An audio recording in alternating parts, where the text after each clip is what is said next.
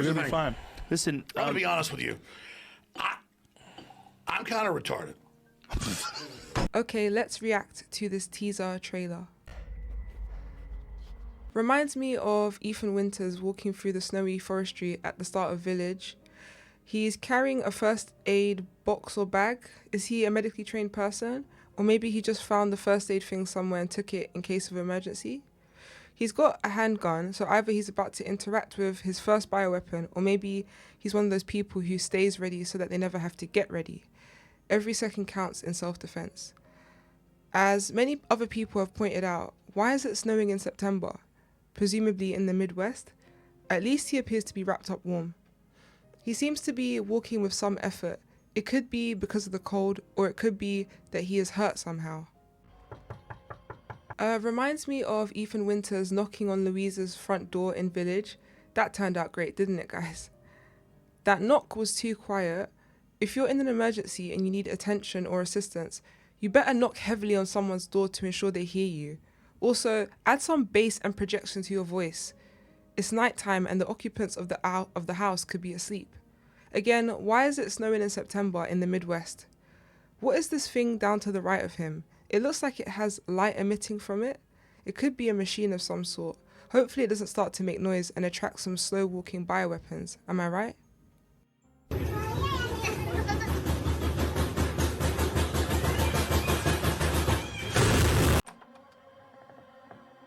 Why do people do this?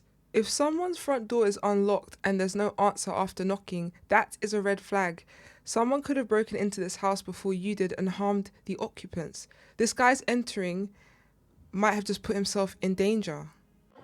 I had a little bit of a problem on the road. I was wondering if I could use your phone. The house is nice, well, at least for my taste. When I say my taste, I mean that of Lord Spencer or maybe Mother Miranda. With the dead colours and muted feel of the decor. To the average person, this view of the immediate house is very creepy looking. I'm an introvert, but if I had to live in a place with a living room like this, I would be outside every day talking to strangers and being extroverted. With the place looking like this so far and still seemingly no answer, why has this guy not dipped yet? Oh yeah, I forgot. He's a what colour are clouds on a nice day person in a horror film. Exploration is the name of the game. I'm just kidding, no shade to anyone. So he had an accident on the road and is wondering if he can use the occupant's phone. Well, seeing as though you're using their house without permission, you might as well use their phone without their permission. The light turning on seemingly by itself would actually make me feel safer, only because I'm a young adult female who is still afraid of the dark.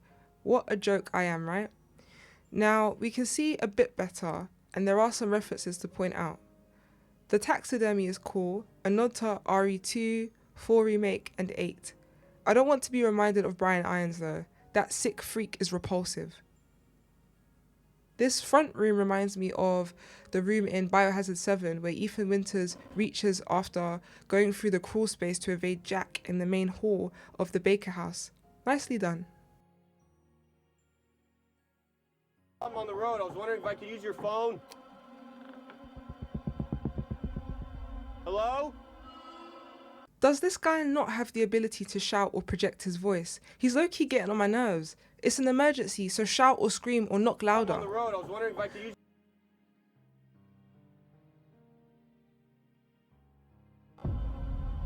I don't think anyone is behind the door, but never say never. We're sorry. Him finding the house phone only for whoever he called to not be able to pick up, or whatever the reason the phone service gave him, made me chuckle a bit. I think my humour is dark and broken. I do feel bad for him though, he's in a tight spot right now. You need to leave! Hey babe, look, I'm really sorry that we got disconnected earlier, but He sounds nice and respectful to his partner. A green flag. He's kind of giving me Ethan Winters vibes here. It's the way he's being very nice to his partner, even if she might be insane or aggressive. Hopefully his partner is not a bad person, because nice people shouldn't have to deal with horrible partners.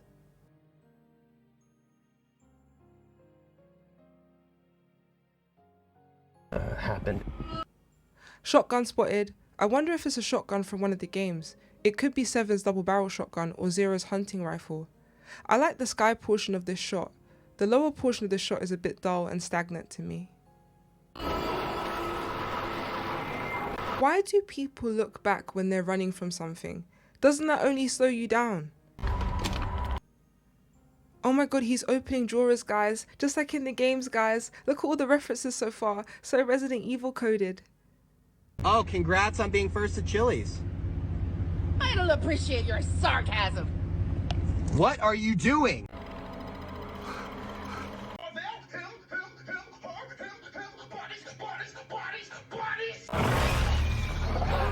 The sounds here remind me of the alien Ellen Ripley has to deal with. The sounds also remind me of the blister heads from residentevilrequiem. Oh my god, guys, a reference to RE6 when Leon and Helena go down a manhole that leads to the trains. Oh my god. I don't appreciate your sarcasm. What are you doing? This protagonist is very Ethan Winters coded. His lack of vivid expression upon seeing that monstrosity is exactly how Ethan would react. Ironic use of the word react, I know. So this creature is giving... No, cortisol face. I don't care. Tell a joke. You're back. It's giving Mr. X, aka T999999999 on the scale, aka Mr. XL with the BBL, aka 1x1 Lego piece, shout out to Queso.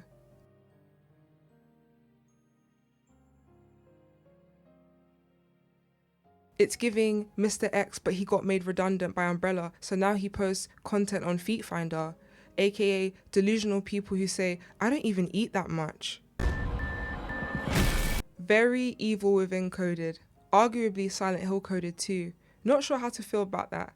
I like a horror focused film, but it should be strictly Resident Evil horror focused. I like this. I hope the full scene is a holdout section like in RE3 remake with Carlos or RE4 remake with Leon and Lewis. I just wanted you to know. This reminds me of the start of Resident Evil 2 remake, where at the gas station there is a cop car, but no one seems to be around. Given how police officers usually end up in the Resident Evil game universe, RIP Marvin, the deputy from RE7, and many more, I fear the police officers in the toppled car could be a threat depending on how fast the virus has spread in this movie's timeline. What the freak is going on here then? Why are we going up to something tweaking on the floor and seemingly covered in blood? Where are this guy's survival skills or common sense for that matter? Maybe he recognizes the person, maybe they have a key item on them, maybe because he's a medical person, he feels it's his duty to help an injured individual.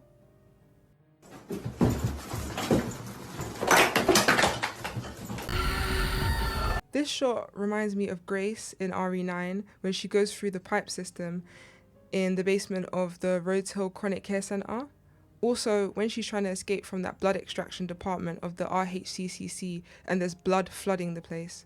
I don't know who that was rising up from the corner of the screen, but given how still the protagonist is, it's possible that this thing may be blind or has the predator's heat-sensitive vision. I like this. Very cinematic, a little cheesy, but Resident Evil should always be a little cheesy given its roots from its initial game iteration from 1996. I love you. Love you too, and praying you make it out of this ordeal. So that was my efap inspired reaction. I'm sure I missed some things here and there. Now it's time for some raw thoughts. Just because the movie will have game references doesn't mean it's going to be good. Just because the movie will not have legacy characters from the game doesn't mean it's going to be a bad horror film. Just because I said what I said in the point before doesn't mean the movie is going to be a good Resident Evil film. The best Resident Evil films are the cutscenes in the video games and the well-written notes that flesh out the story. I don't understand how Hollywood and Capcom USA aren't using the expansive and decades worth of video game source material to create masterful cinematic experiences that bring the lore and gameplay of Resident Evil to the big screen. I have never watched a single Resident Evil movie because they don't stick to the source material. Welcome to Raccoon City robbed us of an amazing chance to see Resident Evil 0, 1, 2 and 3 on the big screen. 0 and 1 should have been combined in a film together, then 2 and 3 should have been combined in a sequel film together.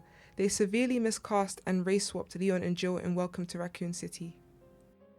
I'm not even going to talk about the Netflix show because I've learned not to waste my breath on garbage.